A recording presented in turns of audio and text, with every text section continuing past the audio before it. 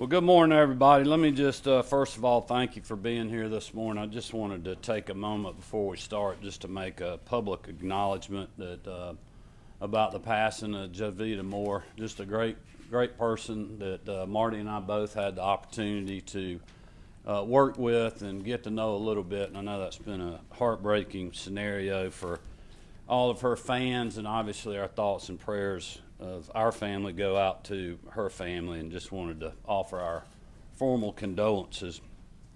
As you guys know, since the beginning of the pandemic, it's been my belief that mandates only further divide and politicize our state and our country, and I've said that many times. And I believe when Georgians are given all the information, they should be free to make the right decision for themselves and for their families, to protect not only their lives, but also their livelihoods. And Georgians have stepped up to the plate and have been part of the solution in getting past the worst of this virus. They didn't do that because of any government mandate. They did it because they wanted to protect their families and their communities, and they wanted to get back to normal. Today we are here because President Biden and his administration want to invade the personal lives of thousands of Georgians, burdening hundreds of businesses of all sizes and endangering countless jobs. Last Friday, my administration, along with Attorney General Chris Carr, Commissioner Gary Black, our Agriculture Commissioner in the University System of Georgia, and other states filed a lawsuit against President Biden and his administration. This lawsuit is in response to the Biden administration's unlawful, dangerous overreach through COVID-19 vaccine mandate on all federal contractors. In Georgia, this mandate could affect thousands of people. After telling Americans in July of 2021 that it was not the role of the federal government to mandate COVID-19 vaccine, the Biden administration is now forcing hardworking Georgians to choose between their livelihoods and a vaccine. Just a few of the consequences of this mandate include pivotal university research projects being put on hold or abandoned, locally owned construction companies that help serve our military installations around the state being forced to stop work mid-project. And you'll hear from Commissioner Black soon about how this could impact our critical food service industries. These examples literally only scratch the surface, and we will not stand for this outrageous big government power grab. As we all know, inflation is skyrocketing in our country. Supply chains have come to a screeching halt, and businesses literally of all sizes and in all parts of our state and around the country are looking for more workers. This Joe Biden mandate is a recipe for financial disaster. For businesses who do work with the federal government, this executive action makes it more likely you could lose employees to other competitors. Even if you can keep the workers you have, congratulations, Joe Biden has now made you into the vaccine police. For hardworking Georgians out there who work for a federal contractor and have chosen, for whatever reason, not to get vaccinated, Joe Biden now wants you to lose your job. That's why we're here today. In Georgia, we want business owners to create more jobs, encourage more investment, and continue Georgia's record-breaking economic momentum. We want to protect the livelihoods of our citizens who are literally just trying to make ends meet in this historic time that we have been through. Attorney General Carr, Commissioner Black, and I are all in this fight to put Georgians first, and we look forward to having our day in court. With that, I'm going to turn it over to our Attorney General, Chris Carr. General? Thank you, Governor. Good morning, everybody. We are here today because the President of the United States has overstepped his authority. This lawsuit is not about vaccinations. I am pro-vaccination. I'm vaccinated myself. I strongly encourage my fellow Georgians to consult with their doctors and make the best decision for themselves and their family. This lawsuit is about whether a president has the authority to effectively run a state agency by manipulating his contracting power. He does not. At the Department of Law, our job is clear, and it's one that we're proud to uphold. That is to defend and protect the Constitution of the United States and protect the interests of the people of Georgia. This includes protecting our citizens from the unlawful actions of the federal government. Established within our Constitution is a system of checks and balances, a system that affords states the liberty to choose what works best for their citizens. The President, purportedly in the name of public health, has circumvented this system to impose a blanket mandate that tramples on these very rights. On September 9th, President Biden issued an executive order that requires all federal contractors be fully vaccinated by December the 8th or risk possible termination. In addition to being unlawful, this mandate places immense burdens on our employers, meaning those who do not enforce this unlawful policy face losing billions of dollars in federal funding that they would otherwise be eligible for. This executive order, though billed as a federal contractor mandate, is actually far-reaching and impacts employers here in Georgia that receive certain federal funding, including state employees at several institutions within our university system and at the Department of Agriculture. This is an unprecedented and unconstitutional use of power by a president, and we have filed suit to stop this unlawful mandate before our state and its economy suffer irreparable harm and hardship. This action is nothing more than a short-sighted attempt by the Biden administration to force us to comply with a one-size-fits-most approach. The Biden administration would rather force us to choose between two equally problematic outcomes, either employing only Georgians who comply with their unlawful vaccine mandate and terminate those who refuse, or have those same Georgians lose billions of federal dollars for critical research. That is unacceptable and will not lead to more vaccinations, but rather greater upheaval. With an already tight labor market, the loss of employees as we enter the holiday season will greatly disrupt the stability and reliability of our workforce here in Georgia. This despite the Biden administration's claim that the mandate is meant to improve economy and efficiency, a false narrative that has served as the very foundation for the issuance of the executive order in the first place. So let me say this again. This lawsuit is not about the benefits of the COVID-19 vaccine. This lawsuit is based solely on the rule of law. The president does not have the authority to infringe upon state and individual rights. Any requirement that employees within our state be vaccinated is a power delegated to us by the U.S. Constitution.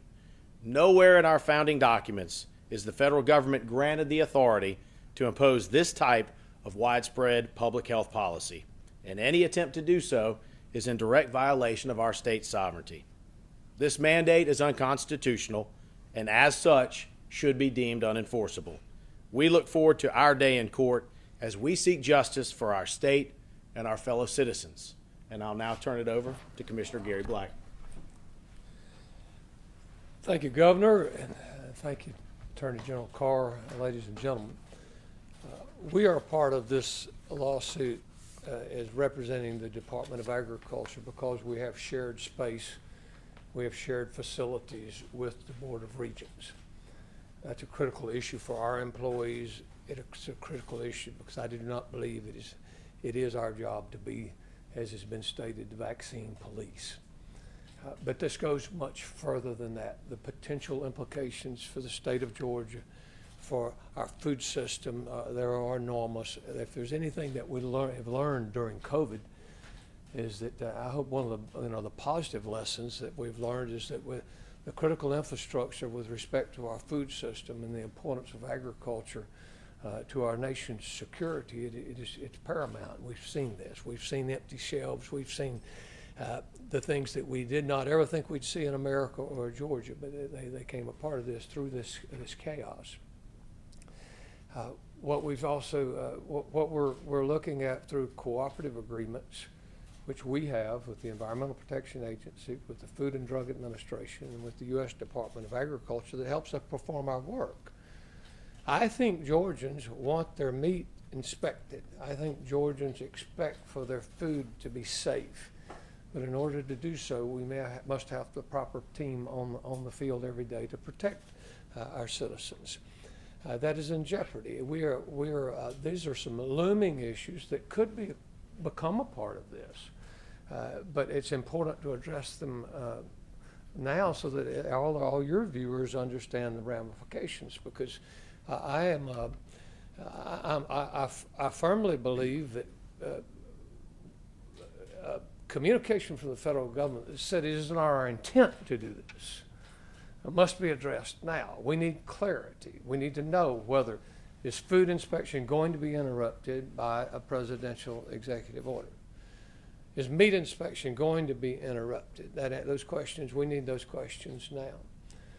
But it goes much further now. We have in our farming communities in the state of Georgia where there's a significant grassroots involvement at the local level for the U.S. Department of Agriculture. There are locally elected committees of farmers that have interaction with the federal government who themselves, through this action, have been told they can no longer serve on those local committees unless we turn to what seems a very desperate attempt, and in my view, almost looking to World War II times of saying, please show me your papers. Please show me your papers to enter. And that's something I firmly object to. I thankful the governor for his leadership. I thank the Attorney General for his leadership. We're pleased to be a part of this suit. We believe that justice will prevail, the rule of law will prevail, and when we do so, Georgia's economy will be stable. The ladies like I spoke to last night in Middle Georgia who are desperate with their families, worried about whether those defense jobs are going to be impacted, worried about whether simply because they're making a health care decision on behalf of their family is unconscionable. So Governor, Attorney General, thank you for the opportunity to be here, and ladies and gentlemen, we'll have to take questions, I suppose. Yep. Commissioner Black, are your employees in your department subject to the federal contractor vaccine mandate? And if so, are you taking steps to have them vaccinated now, even though this lawsuit is going on? If I understand the question, Robert, Your because direct your mask is hurting me, so thank you. Direct employees of the State Department of Agriculture. Yes. Are they subject to the federal contractor vaccine mandate? They very well could be, and that is something that we're seeking clarity on right now. We have we have no intention. We've had mixed signals. We said first they're going to be affecting those employees. Secondly, it could be affecting licensed establishments. But then we have a situation where we say perhaps not. It's not our intention. We're waiting on final approval. Those are the types of questions for the impact of the largest part of Georgia's economy. We need those answers now. And as I said, that's not a part of this suit, but it very well could be, and I promise it will be if we don't get clarity from the federal government. Attorney General Carr, but just kind of a legal question. Does the president have the legal authority as the head of the executive branch to order vaccine mandates for federal contractors working in his department? And does that suit challenge that?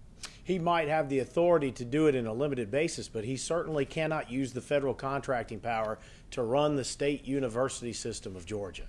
That is commandeering what is clearly in the Constitution our authority. So there is absolutely no authority that the president has to use federal contracting power to run our state universities. So that's what we're going to be talking about in court. That's why we think that this is a timely issue. We're going to be going quickly to see if we can't get the court to enjoin this overly broad and unconstitutional power grab, because that is absolutely not what our Constitution allows him to do.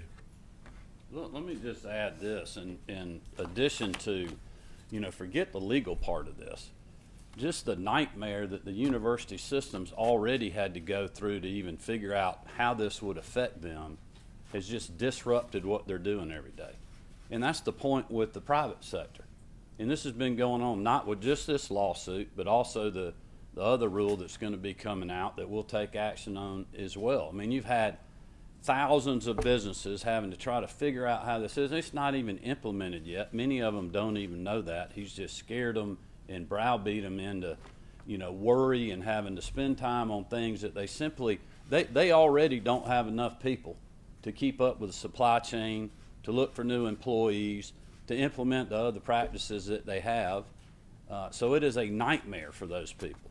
And on the flip side of that, you have other businesses which we've allowed in Georgia to do as they please, because we feel like these businesses can figure out how to deal with their employees and their customers better than the federal government and the state government, by the way.